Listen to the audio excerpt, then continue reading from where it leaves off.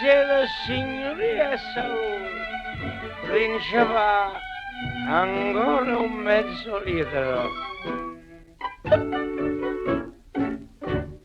Facete come me, senza timore, cuffia pure la morte a piglia il riso. Io sono contento meglio, signore, perché tengo una faccia e una camicia. E quando metto la lingua in pulire, che ne facete la lingua in un paglietto? E beh, quando stimate la palle riso, chi vostra buona ha da sapere la ricetta. Se l'uomo tutti e chiacchiere volesse sentire ricere, quando fa sulle cicere si può riascartare. E se ci avete la freva, lasciate sto occhinino, addosso un meglio vino, io te la piglia là.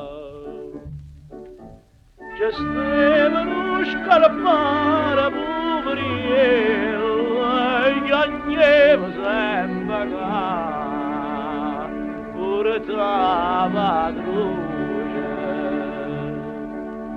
Ma c'ora te la scassai un bancariello, e poi s'alla lontana, per detta voce.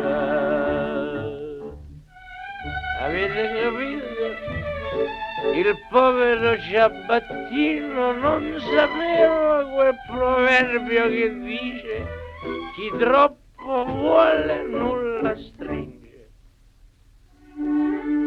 Per spartere ha già avuto qualche botta, ma non mi sono messo mai paura.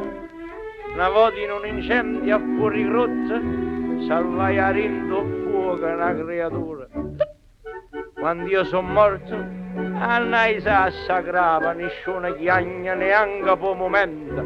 Le segue, è bella e pronta, in capo, e vado a salire il riconoscimento. Quando è venuto l'opera, essendo milionaria, sa da calausi varia, sa da ricettare.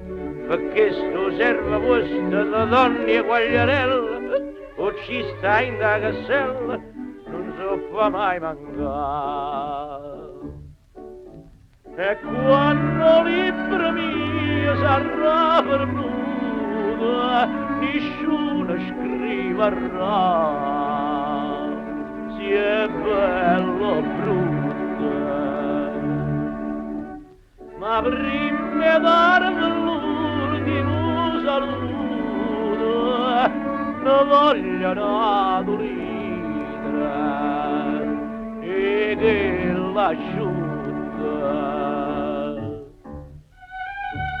Bevete come me, e chi non beve come me pesta gli coglia. La vita va presa con filosofia.